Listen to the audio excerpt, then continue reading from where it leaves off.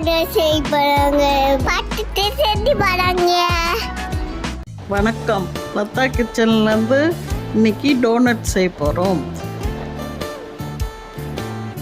Donut செய்யறதுக்கு east activate பண்ணணும். அதுக்கு தேவையான பொருள் 1/2 கப் பால், 2 டீஸ்பூன் சர்க்கரை, 1 டீஸ்பூன் ஈஸ்ட்டு.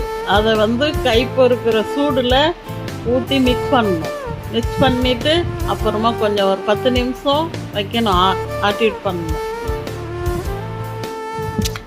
இது ஓரமாக ஈஸ்ட் ஆக்டிவேட் வச்சுட்டு மாவு பசையை ரெடி பண்ணிக்கலாம்.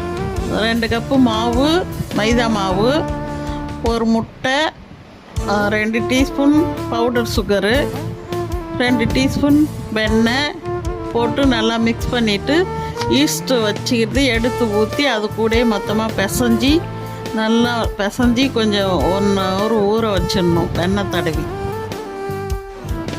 மாவு ரெடி ஆயிடுச்சு.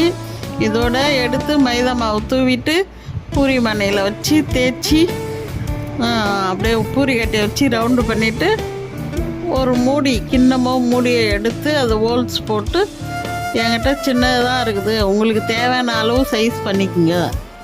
சின்னதாக ஒரு ஹோல்ஸ் போட்டு ஒரு 1/2 hour மூடி வச்சுடுங்க. 1/2 hour மூடி வச்சுட்டு அது கொஞ்சம் டபுள் ஆகும்.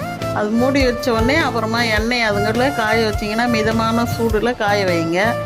அப்புறமா மிதமான சூடில் போட்டு பொரிங்க. ஐயில் வச்சு பண்ணாதீங்க. ஐயில் வச்சு பண்ணால் தீஞ்சிடும், உள்ளே வேகாது போயிடும். அதனால் ஸ்டவ் சிம்மில் வச்சுட்டு வேக வைங்க.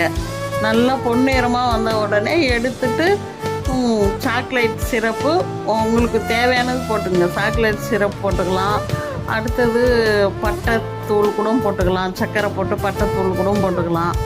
அதுமாரி போட்டு சாப்பிட்டுங்க, நல்லா சூப்பராக இருக்கும். அவ்வளோதான். அதை செஞ்சு பார்த்துட்டு சொல்லுங்கள். நல்லா சாப்பிட்டு பாருங்கள், சாஃப்டாக இருக்கும். தேங்க்யூ.